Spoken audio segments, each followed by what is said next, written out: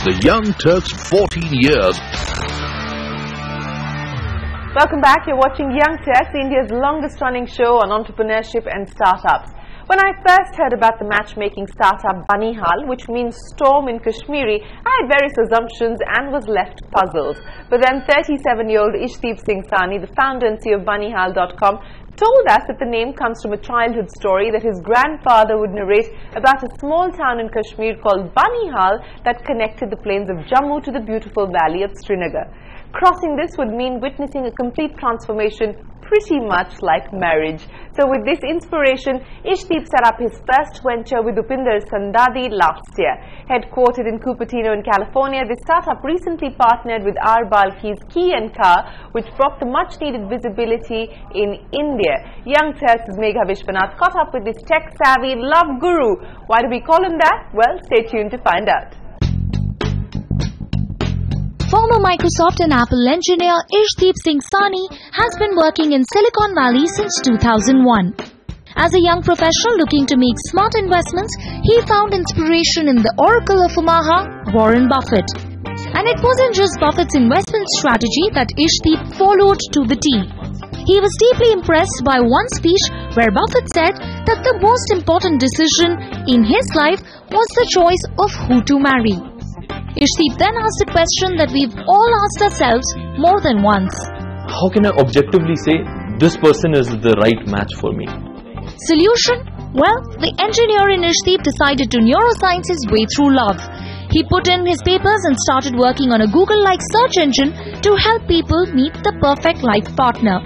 Banal.com's claim is that everyone is 40 questions away from finding their soulmate. So who did he try out on first? Whenever I got introduced to someone, I would ask those questions. In 2009, when I got introduced to my now wife, she's like 20 on a 10-point scale. And then I married her. Past 7 years, I have lived through that decision. And now we built Banal to basically make that same decision making available to a bigger audience. Well, you must be really bullish on your technology to make such tall claims. So let's just get into the depth of it and tell us as to when you say that you're using neuroscience to find a person's perfect match. What do you mean by that? My dad used to ask me, okay, tell me what kind of girl are you looking for? And when you ask that question, people go into that imaginary lull and everybody is like describing Aishwarya Rai or somebody. But when we say now you have to actually point to a physical person, you really have to think hard about this is what matters to me. Say I went out with somebody over lunch and when we get the check, I say I should tip him 20%. The other person might say, well, it's our hard-earned money, the tip should be 0%. Now if I meet somebody who agrees and I agree with them that we both say it should be 20%, our look towards the world is in alignment, intuitively. So it's about creating those matches where either both of them say 0% or both of them say 20%. Whatever happened to opposites attract? Oh, I would love to see a couple where the wife says, I would love to go to Paris and travel, and the guy says, no, I should just be at home. Opposites don't attract. Any married person will tell you it's all about being aligned with the other person. Well, I never thought that there would ever be a point in my life where I'll have to register on a matrimonial website, but just for the sake of this interview, I did sign up on Banal.com to see what is the process all about and what are these questions exactly based on. And one question that really stuck was that when I was a child, I really used to enjoy cutting up worms. What kind of a bizarre question is that? That is part of the empathy test. Actually, people are on a spectrum from 1 to 10. And through these tests, we actually say how far away are you. There would be some people who are on the extreme spectrum where that was a fun activity. So basically, this is a note to all the singles out there that when you think you've met the one, you must ask if they enjoyed cutting up worms. That would give you an immediate response. If you did not like it, the other person said, oh, I used to love it, your brain will fire like red flags. This is not the person for you. So apart from the creep alert, Banal's scientific sign-up includes questions based on empathy, relationships, social behavior, and even on one's ideal role model. Based on your profile, which includes in the Indian context questions on religion and caste, this soulmate search engine throws up a very specific result, much like Google. So it was no surprise when this 3-member team, Banal.com, got Dr. David Sheraton, one of Google's early investors, on board. I did a course at Stanford. It was taught by Dr. David Sheraton. At the end of the course, I met him and I said, I have an idea. If I do a startup, would you invest in the startup? And he was like, when you come back, just make sure it's a good idea. I waited 2 years till we built the idea into a prototype product that works. It was a 1-hour pitch meeting with him at Stanford, and I said the only way we can have kids that have a good start in life is if they have happy parents. They will have happy parents if we make the right matches. Now, of course, you're looking at the Indian market and, you've been around for 1 year. But I think the time you actually got visibility is when you decided to partner with R. Balki for his latest movie, Key and Car. How did that partnership come about? Where did you meet him? Movies were the right platform for us to connect with our audience. And I looked at various movies which were not a great fit. And then finally, when I got to hear about Key and Car and the story, I immediately knew that Balki has been thinking about the same issue, that a marriage that happens in 2016 is very different from even 5 or 10 years ago. So have you seen your growth accelerate post the partnership? We have been blown away with the 10x growth that has happened just overnight with the Key and Car Association, and we are now looking to hire more people. Well, you did mention offline that your wife has no idea that you're being featured on the show. How do you think she's going to react when she sees you on Young Turks?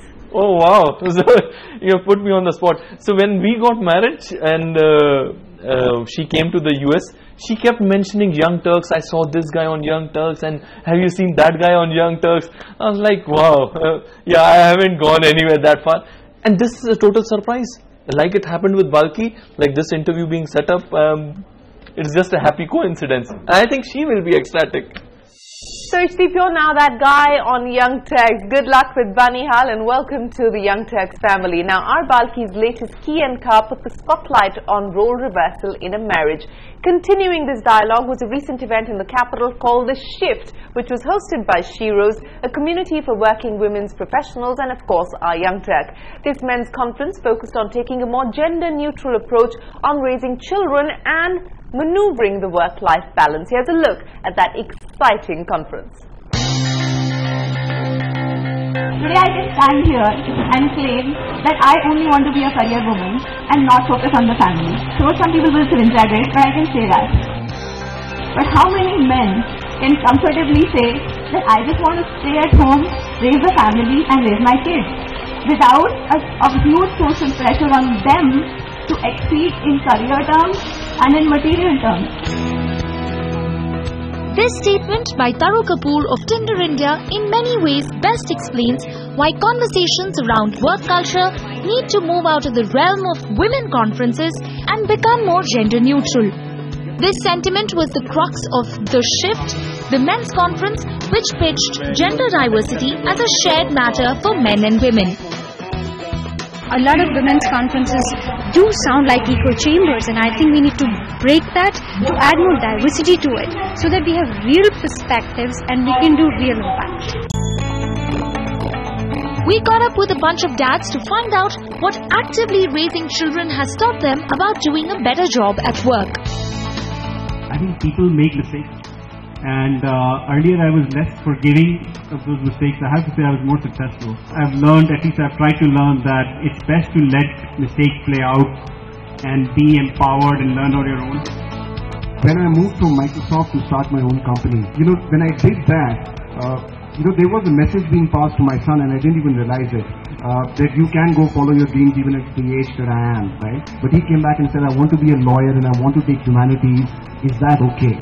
I guess what we do as parents is the biggest influencer on the kids. We've actually had a very tectonic change in our generational outlook, where my mom was working when I was growing up, and it was a conscious call. So suddenly I grew up in an environment where working mothers was an acceptable thing, and I had my dad opt out for work for about a year or so willingly, and that was also an acceptable thing. So suddenly I've been brought up in this environment where both these are absolutely okay to look at, and I think over the years, my son will see a very different world from what I've seen. But there is only so much individuals can do. Ultimately, corporate culture must change to recognize that flexibility is not just a women's issue, but a workforce issue. Whatever anybody does, you need a flexibility. Both, as you rightly said, actually both men and women need them. Gender equality doesn't mean that I have to give an extra privilege, but how can I compete, or how can I give a same kind of a level playing field to both of them? Also, on the other hand, what we also realize is that there is a gender sensitization that we need to do across the organization. We need to sensitize people about that. Yes, it's not for the women. Actually, it's much more demanding, because they don't not only have to handle the office, but at the back of the place, they have to handle the homes also. Perhaps new businesses building new cultures are best positioned to transform the corporate landscape.